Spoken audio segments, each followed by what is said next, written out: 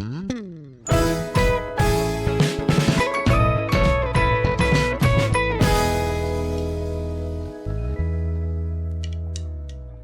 Harmony. Hey, Leilani. I have thoughts. Do you have thoughts? I have thoughts as well. And together, we have thoughts. Here on We Have Thoughts, we'll be sharing our reviews on theatre shows in Brisbane. We'll be taking you guys across the city from theatre to theatre, genre to genre, with a new guest each episode. And today, our special guest is...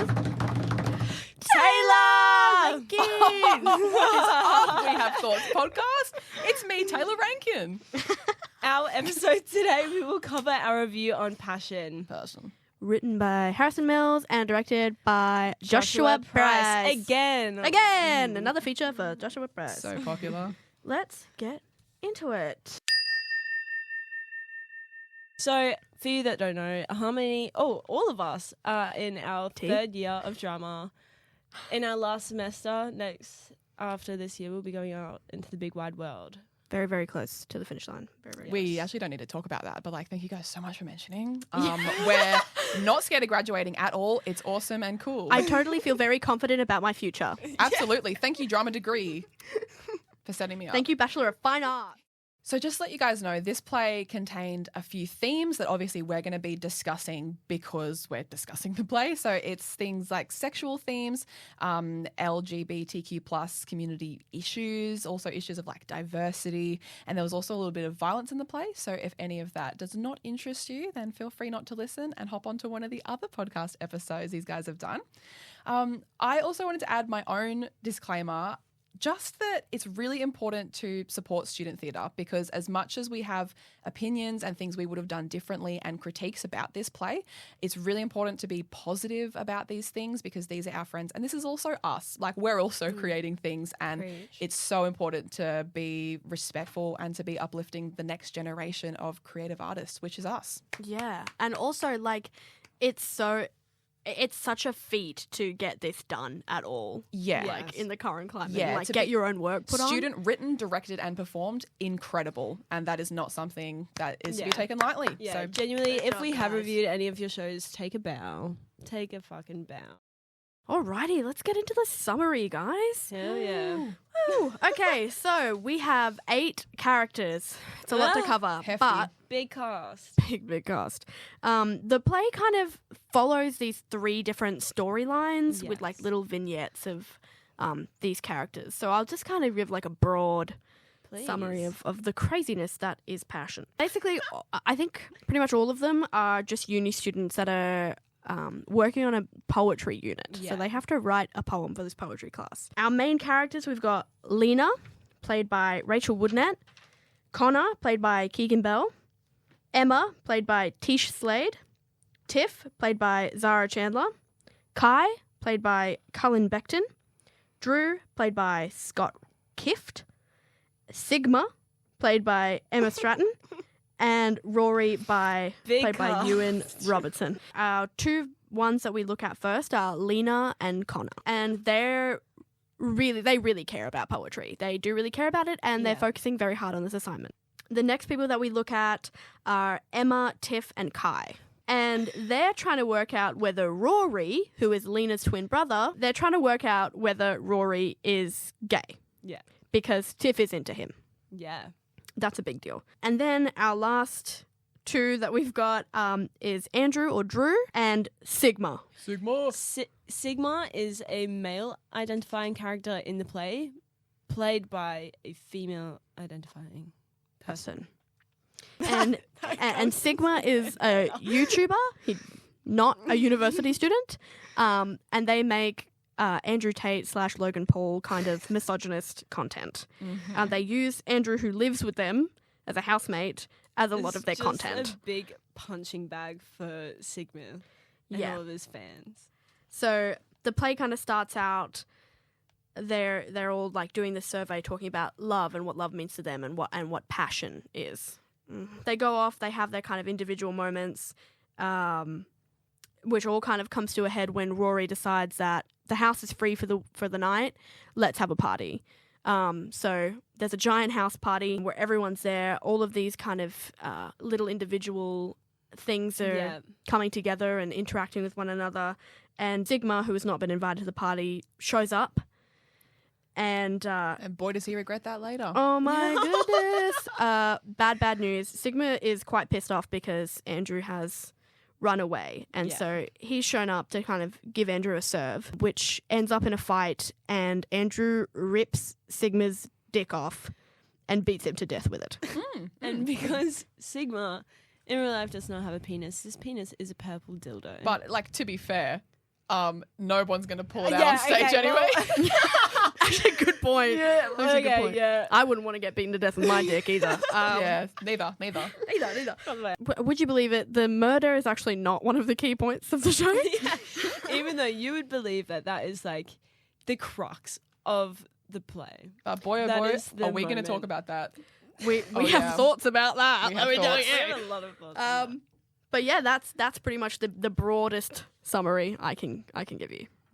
So the first storyline we're introduced to, we've got Lena and Connor, and these two are friends. Like, it's established pretty quickly that they're good friends. They're sitting next to each other in class. Uni friends. Yeah, cute. And Poetry they just have this kind of pact where they go, let's help each other with this poetry assessment. Yeah. And from my understanding, I was a bit fuzzy on it at first, but then later kind of understood a bit better. They were kind of setting timers and acting like they were in love Like with each other. Faking a Yeah. relationship. Yeah, just to get inspiration, basically, because they're not in love with anybody kind of outside of that, and they decided to express some feelings with each other to get the ball rolling. Connor basically prefaces this by asking Lena, hey, I want to write an uncomfortable love poem. Can you help me feel all of the emotions that I need to write like a poem on Yes. heartbreak? Well, that's important information, isn't it, that I forgot? Can you you go. do it in a I'd like minute? all And of so it. Yes. so they set a timer for 1 minute and then they kind of do And that. and it's like at the end of each minute, it's almost like something in the relationship is about to happen. Like they're about to kiss and then the alarm goes off. Or they're about to go back to their bed and then the alarm goes off. And then it's like relationship is over and they're like, did that work? How do you feel? Yeah, which obviously leads to a lot of complications in their friendship, because then they're kind of starting to go, oh, like, you know, that felt weird, or I Maybe liked I that. have I caught feelings? Maybe Yeah. I do have feelings for you. Oh my Passion. God, passion. So that's kind of them, and we see them a few times. Then obviously they're at the house party together in the third act, and then some stuff starts to happen. They start doing this again. It gets a bit emotional, I think. I think they go for They kind of cheeky hurt 2 each other's minutes. feelings at the end Yeah, of it's starting to get a each bit minute. real, I think. And there was an emotional scene where, Lena just got cranky at Connor, and they just got frustrated with each other, which then there was something, and then they ended up. Connor brought up a girl that I think Lena used to be friends with or used to date in some aspect. Yes. And she was like, how dare you bring up Melissa? And he was Yeah. just like, but this isn't real. We're doing this for our Yeah. assessment. Yeah. And so they keep like kind of hurting each other's feelings because they obviously have feelings for each other. Yeah. Yeah. And they're Yes. taking it too seriously when they said they wouldn't take it seriously. Yeah. And they've been avoiding each other. And then they get to the house party and they both have to confront each other about it. Yeah. They get a bit drunk. They go into one of these, timed things for their poetry assessment, but then it turns 2 into minutes like this time. 2 minutes. It's like, They're I would freaky. fuck you. No way. I would fuck you. Let's do it then. right Do now. it then. And then She didn't even And- start the timer. Yeah, she didn't even start the time. Like, cheeky girl. And then they do, which actually was an awesome it was scene. a very fun So scene. drama student, and I loved it. Yeah. To set the tone a little Yeah. bit, basically every other cast member came out and they pulled a sheet across the stage and like wiggled it, And and shaked then they it. would pull it up so you could see what was happening behind the sheet. And they did it 3 times, and each time it was something different. They were in a Like, different changed position. At one point, they were playing patty cake on the floor, which was really hilarious. Another one I think was Rachel like praying. Maybe Something. maybe was I like, at a weird angle. Cute, like he was just like bowing down or something, and she was like, She's "Oh." like, I am a goddess. Yeah, it was Yeah. very fun. and then just like other sex positions, but like also like swapping roles in and bed, then like, and then when they orgasmed, everyone else threw a handful of confetti. Which was great. Which that's was fun. hilarious. I love to see a dramatic interpretation of sex. It was really funny. Yeah. Lovely. Did anyone have any notes on that relationship?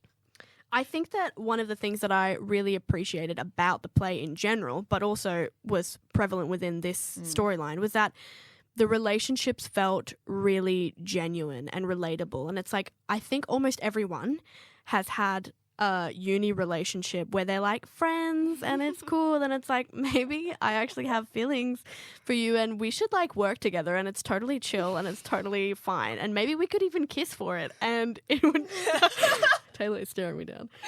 As someone who met their partner at university, like it's real. It's real. Yeah. Yeah. It was also really sweet. Like the performances from both of them were really genuine and they had a lot of like intimate moments together where they were just, they were just chatting and they were looking at each other and it was really honest and really nice to see. Yeah. I was a bit confused though. In their 1 minute of dating, I was really confused because they would like turn into a different character and the way that they would speak was really disconnected, even though they were like connecting more as characters. Like the only way I could describe it was like felt like it was their text messages just read out loud. Yeah. It felt very, I don't even know how to like recreate it. I think in those bits where they were entering this like timed time of where we're trying to feel these feelings, I think from the character's point of view, that was them putting on a persona so it didn't get too real. Also, Yes, Lena, but it was a little confusing. one of the like conditions of this 1 minute relationship, Lena demanded that she only be referred to as Aphrodite, which is her online persona,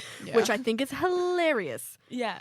It just sounded so disconnected. I don't know. But it like added to it because it made it like them step into this different And then when they realm got almost, upset and when about they it, it was can't. like, well, you shouldn't been because this is not us. This is a not character real. we're playing, but it is real. And I think it also fed into how it was like for poetry class. And they were trying to be poetic. Yeah. So that they had like raw material to take into their poetry. I think that Connor was probably the worst culprit of it, speaking very poetically in a way that nobody in real life would ever speak, which I think Harrison, the writer, probably chose poetry as a bit of an excuse to make the characters say some really poetic stuff, really deep stuff. Do we want to get into Tish, Emma, and Kai? Tiff. Yeah, Sorry. Tiff, Emma, and Kai. Tish. I'm Tish played yeah. Emma. That's what I was thinking of. Confusing. So pretty much with that relationship, it is Tiff is trying to see if Rory is gay or straight because Rory she has is a little Lena's crush. twin brother as well. I don't know if I Yes. mentioned that already. Interconnected storylines. Yes. So Rory is Lena's twin brother, and then Tish, Emma, and Tiff, Emma, and Kai are all trying to suss out Rory's little sexuality. They're a because little trio. Tiff has a crush on Rory. Yes. Oh my god. They have lots of like girly nights and sleepovers and stuff like that. Yes. One of the funniest things in the play, I think, was at their girly night when they're trying to work out whether or not Rory is gay or straight. They make a PowerPoint presentation and present all of the mathematical data.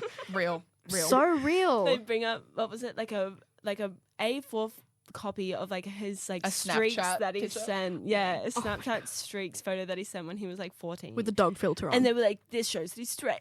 This moment in the show I have huge praise for because they were showing these over the top, these energetic like girly sleepovers nights as something to be celebrated and something that was realistic and wasn't making fun of us because I feel like so many plays and TV shows just love to make fun of young adulthood and like giddy friendship Because when it's also- it's actually beautiful. It's so so real. easy Yeah. to, in a way. It's so easy to be like, girl nut. Like, Oh my god, let's do ha, ha, pillow let's fights braid and each ha ha ha. other's hair. No, we No. make PowerPoints analysing how many straight people have gone to the beat in the last 5 years. preach. And that's real. And that's real.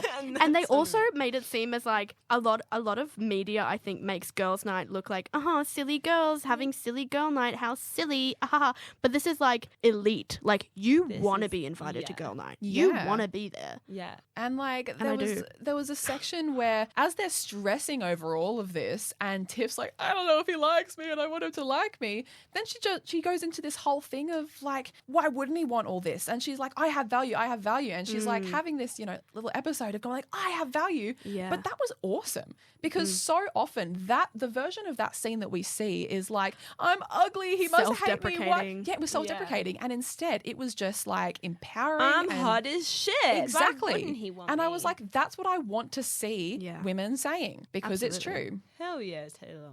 Yeah, that's right. I have value. So do you guys. Oh my Thanks. god. You ladies have value too. We have value. We have girls' night. And thoughts. That wasn't scripted. Same page. Yeah. Underrated character but also my favorite, Kai. Kai. Yeah, Kai so funny. Isn't really...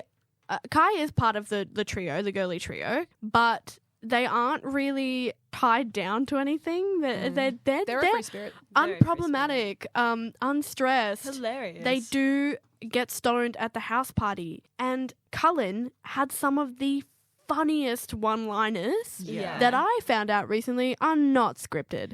Woohoo, Cullen. There's a scene in the house party. I just have to bring it up. There's a scene in the house party. Is the one I'm thinking. Drew is so drunk and is like, Kai, you have to help me. Sigma's coming. He's like spitting. I spoke to Cullen the other day and I said, that line was so funny. I'm going to bring it up in a second. And Cullen goes, yeah, every time he does that, he just spits all over me. And he said, okay, you can cool it with the spittle. I wanted the news, not the weather. Brilliant. And I just cracked up. Brilliant. That I forgot about that. I didn't know what line you were about to say, but that was like genuinely very, very funny. It was delivered I funny. think, yeah, it was really good. just because- off the cuff. Just like off the Yeah. cuff, because I think they found this.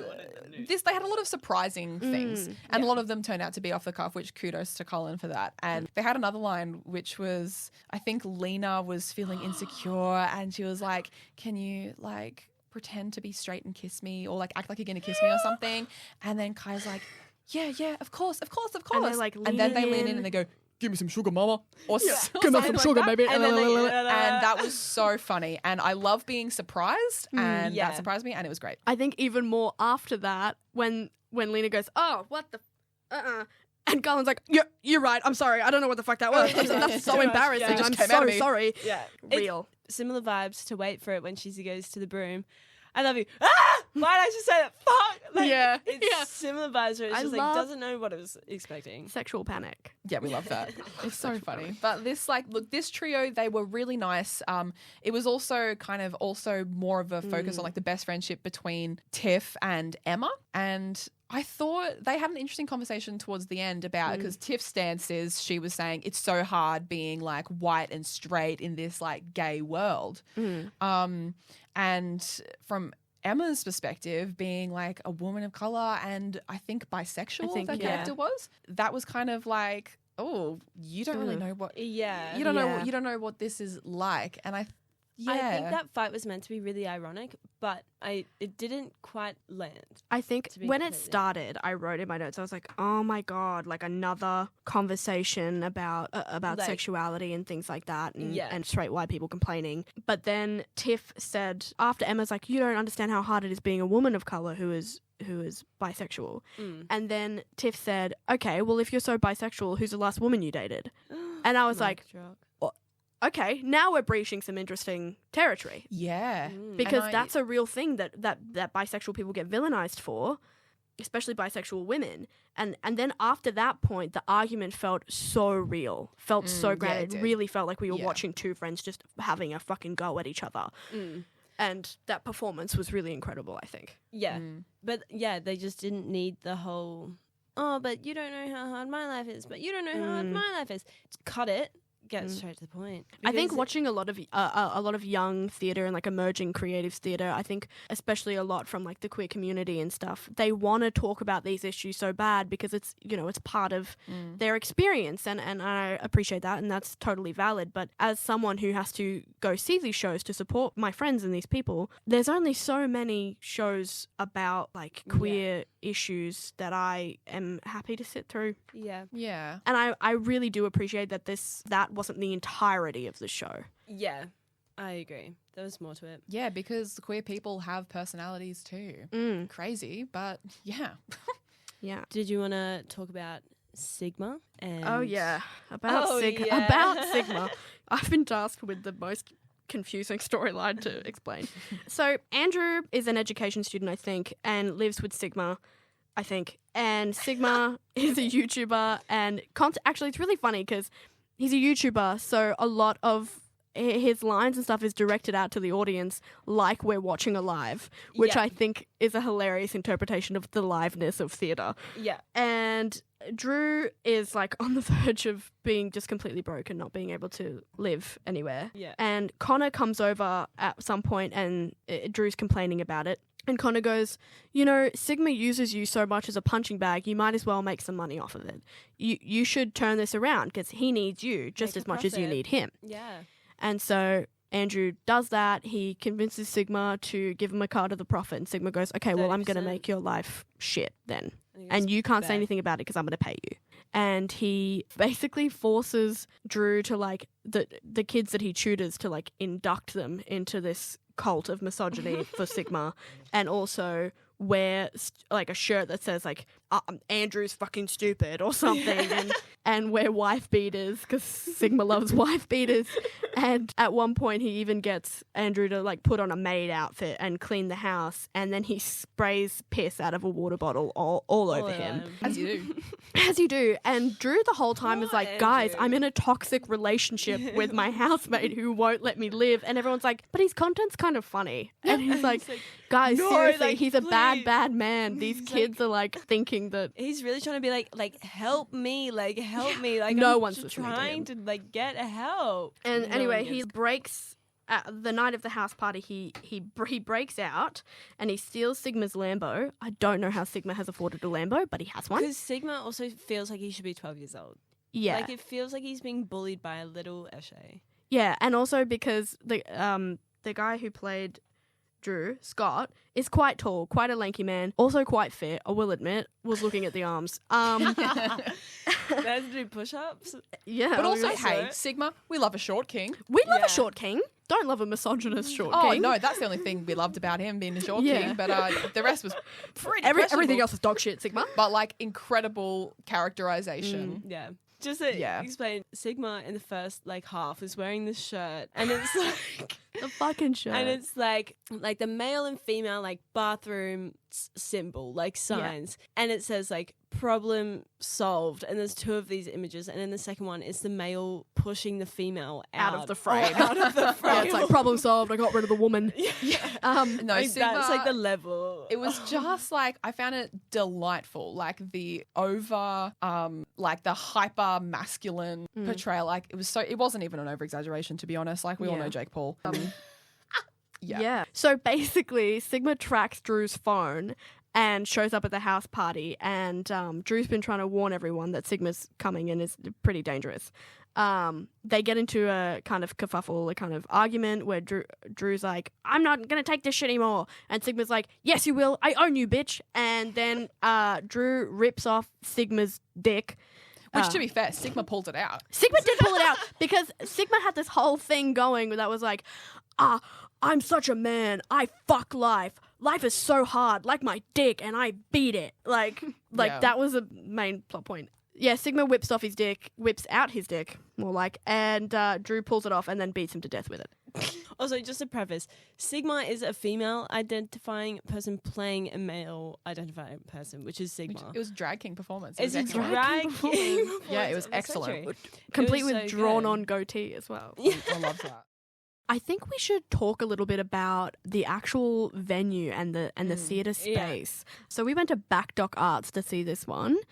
I'd never been there before. Have you guys been there before? I actually have. I No. went there for it was like a band's photography exhibit that my cousin was part of. It was Okay. sick, to be Yummy. honest. But yeah, the little theatre space, honestly, really cool. Like a really sick venue. It's in Fortitude Valley. Yeah, it was completely Very transformed for this. Edgy. Yeah. Yeah. The actual like stage area, quite small. Yeah. Not- Really small. Very small. Very, very small. And it's about like, for some context, it's about a 40-seater Yeah. venue, and all of the seats are like Bus recycled seats. bus seats or airplane seats. Yeah, they were Um, super Which are comfy. Actually comfy. Could have had a nap. Cool. Yeah.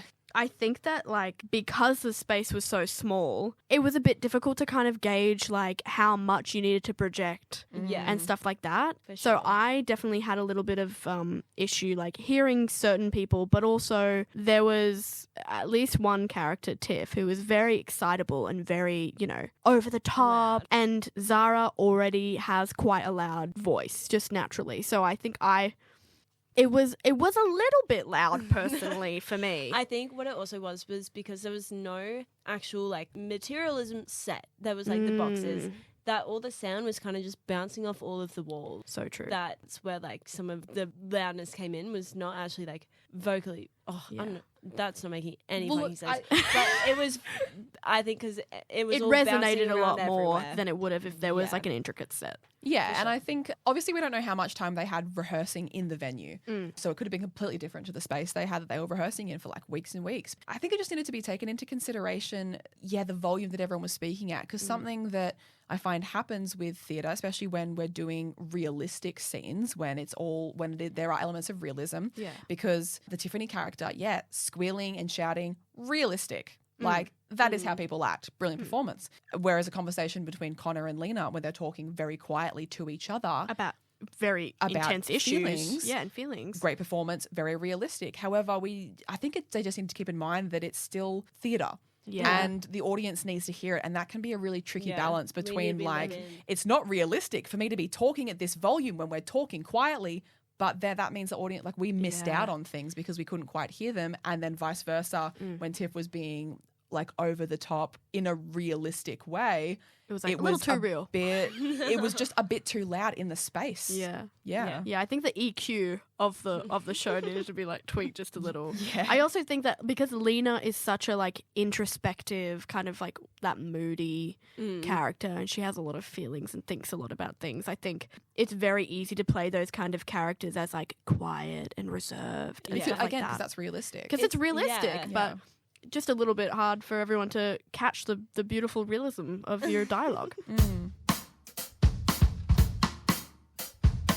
Question time. Yeah. Time for our fun, silly little questions. I would like to start off. Go Leilani, on. question for you. Yeah. Out of the characters in this play, who would you punch in the face, give a tender hug to, or get drunk with? Sure. I would punch Sigma Fair. in the face. The Fair. balls. Yeah, I would punch Lena. What? Do you mean hug, Lena? Hug Lena. I would hug Lena. Oh, I'm so sorry, Lena. I would not punch you. Oh, God. And then I'd also get drunk with Sigma. You can't pick the same person twice. Do you know what? What are you going to do about it? Fair enough. I am know going what? to pick Sigma twice because I think Sigma would be... I think that would just be funny as fuck. I'm not even going to lie to you. Fair enough. And I think that means I would actually be able to say my honest opinions to him. Okay, so Harmony, what food would the production be? I think the production would be some sort of dessert, probably like maybe like a key lime pie, like a key lime cream pie. Because it's like tart and it's a bit sour and it's a bit zingy, Ooh. but it also is a little bit sweet. And that's sweet. cream pie for all the sexual references. Just for funsies. so cheeky of me. Yeah. Tayla, Yep. if you had to take a member of your family to see this show, who would you take and why? Take my cousin because she's up for anything and she would have gotten a massive kick out of a lot of it, mainly the dildo bit. Yeah. Sorry, it's not a dildo. It was Sigma's dick. Sorry. Sigma has Sorry. a purple silicon dick, and that's just how he was born. And he shouldn't be shamed for that. So, yeah. We're not ableist on this pod. Okay, I think that is all of our thoughts out. Should we get into our rating Yeah. out of 5? Start us off, Leigh. Oh, actually, I haven't even thought of mine. Okay, out of 5, I'm going to give it a 3.5. What was doing it for you and what wasn't doing it for you? I don't know. I think I just came out quite confused, but that's okay. I didn't have to know what was going on. But I think they definitely wanted to see how far they could do things just because, which is so fine. But I would have liked to see a bit more reason behind some actions, like how there was a murder. Would have liked to see someone at least be like, did anyone see a dead body in here? Because like I did. Fair. I feel like that would have made it. So fair. Taylor. I would like to give this show 2.5 out of 5 dicks. Because, and I want to be clear that that's just because for me I would have liked more structure in the narrative. Just, I found it a little hard to follow at times. I would have loved to see more playing to the audience because the writing was quite funny and a lot of the performances were so funny, but I wanted that to be played to me so I felt like I could really laugh at it. Yeah. I want to be clear that is not for lack of entertainment. I was thoroughly entertained. I laughed a lot and I had a really enjoyable time and was surprised by a lot of the things that happened. So, yeah. All right. I think I will give it 3.4 purple dildos out of 5. Tell us why. I think what was doing it for me, what did it for me, was that there was so much comedic potential. Some of the lines so funny, and I could really tell that from the writing. The character relationships were intense and full, and I think that the set and the lighting was really innovative and like just a cool minimalist kind of thing. What wasn't doing it for me was that, the plot wasn't as structured. It was like it was a little bit confusing to me. And I think that there was so much going on that it was a bit difficult to find out where I was supposed to care. Yeah, for sure. Having, was it 8? 7? 8. 8 characters on stage. It's a lot of people to follow and a lot of people to have to understand. And I have to commend them because they did such a great job holistically, and I really had a great night, and it was a show. It was full of passion. Congratulations, Passion, for giving us a fun night out and for putting on a great show. Yeah. Thank you all so much for listening to my thoughts. And my thoughts as well. I had some thoughts too. Thanks for listening. Awesome. And an extra special thank you to our lovely guest, Tayla, for joining us this episode. Thank you guys for having me. I had a good time. Do you have anything that you want to plug right now? Speaking of passion, I'm very passionate about something at the moment. If you guys want to check out some student theatre of your own, we as third-year drama students have been working on some shows. There's actually 8 shows that will be going up at the Loft on the Kelvin Grove QUT campus on the 11th and 12th of October. So these are our final shows as drama students that we have devised, produced, written, directed, and performed. We're doing it all ourselves. All us, baby. It's all us, baby. So Leilani and I are doing a show together called Pitching a Tent, which is going to be a really good time. And Harmony, me and Rachel Woodnett from Passion are in a group called Bunny and Bears. Yes. So now it's your chance to come and review us. Give us your thoughts. Join us for our final episode where we'll be delving into musical theatre and covering the 25th annual Putnam County Spelling Bee by Briz Arts Theatre. And if you want to follow more about our podcast, you can follow blathersky.pod on Instagram, as well as Pitching a Tent Show. And if you want to know more about Bunny and Bears, follow Harmony's personal Instagram, which is lovealways__me. Beautiful. Thank you so much for hearing our thoughts. Bye! Bye!